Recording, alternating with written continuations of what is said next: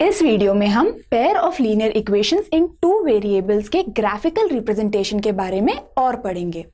अगर हम इस ग्राफ को देखें तो यहाँ पे हमारे पास दो स्ट्रेट लाइंस हैं जो कि एक पॉइंट पर इंटरसेक्ट कर रही हैं। हमें पता है कि अगर दो स्ट्रेट लाइंस एक पॉइंट पे इंटरसेक्ट करें तो वो पॉइंट उन दोनों लाइंस या फिर उन दोनों लाइन की इक्वेशंस का कॉमन सॉल्यूशन होता है। लेकिन अगर हमारे पास दो स्ट्रेट लाइंस हों तो क्या वो हमेशा एक दूसरे को इंटरसेक्ट करेंगी? हमेशा ये केस नहीं होता। फॉर एग्जाम्पल, अगर आप इस ग्राफ को देखें तो यहाँ पे मेरे पास दो स्ट्रेट लाइंस हैं जो एक दूसरे के पैरेलल हैं, दैट इज ये एक दूसरे को कहीं भी इंटरसेक्ट नहीं कर रही हैं। उसी तरह अगर आप इस केस में देखें तो यहाँ पे दो लाइंस एक दूसरे को ओवरलैप कर रही हैं। अगर हम पैरेलल लाइंस का केस देखें तो यहाँ पे आप इसके सॉल्यूशन के बारे में क्या कह सकते हैं? क्योंकि ये दोनों लाइंस कहीं भी इंटरसेक्ट नहीं कर रही हैं तो हम ये कह सकते हैं कि इस केस में इन दोनों लाइंस का कोई भी कॉमन सॉल्यूशन नहीं होगा। उसी तरह से अगर हम इस केस की बात करें तो यहाँ पे दोनों लाइंस ओवरलैप कर रही हैं, दैट इज ये कोइंसिडेंट लाइंस हैं, तो इनके सारे ही सॉल्यूशंस सेम होंगे, दैट इज इनके इनफाइनाइट सॉल्यूशंस होंगे। अब हम इन तीनों केसेस के एग्जाम्पल्स देखते हैं।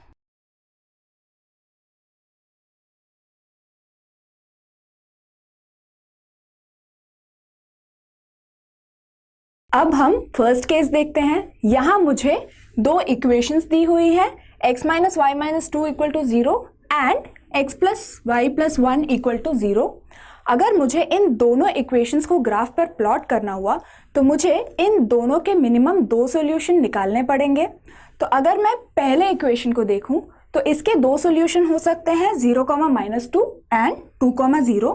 तो अगर मैं इन दोनों पॉइंट्स को जो है ग्राफ पर प्लॉट करूं और इनके थ्रू एक लाइन खींचूं तो आप देख सकते हैं कि ये लाइन इस इक्वेशन को रिप्रेजेंट करेगी।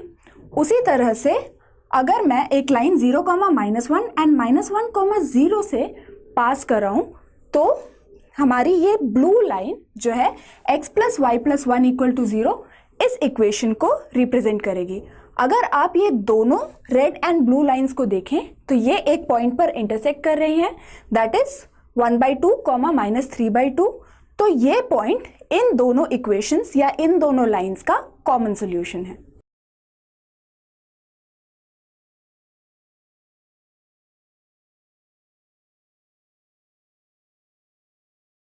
अब हम सेकेंड केस देखते हैं। यहाँ अगेन हमारे पास दो इक्वेशंस हैं, x minus y plus 1 equal to 0 and x minus y minus 2 equal to 0।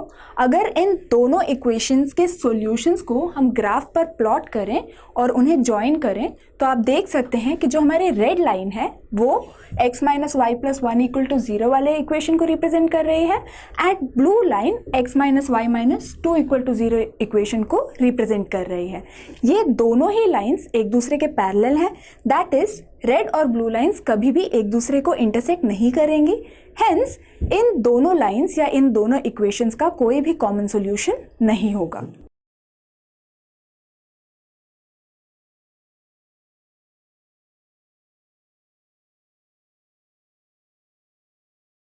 अब हम थर्ड केस देखते हैं। यहाँ पे मेरे पास दो इक्वेशंस है, 2x plus 3y minus 6 is equal to 0 and 4x plus 6y minus 12 equal to 0। अगर मैं इस इक्वेशन के सॉल्यूशन दैट इज 0, 2 एंड 3, 0 के पॉइंट्स प्लॉट करूँ ग्राफ पे और उसके थ्रू लाइन खींचूँ तो ये रेड लाइन मेरी इस इक्वेशन को रिप्रेजेंट कर रही है। उसी तरह से अगर मैं 6, -2 एंड -3, 4 से एक लाइन खींचूँ तो वो मेरी 4x plus 6y minus 12 equal to 0 वाले लाइन को रिप्रेजेंट कर रही है जो कि मेरी ब्लू लाइन है।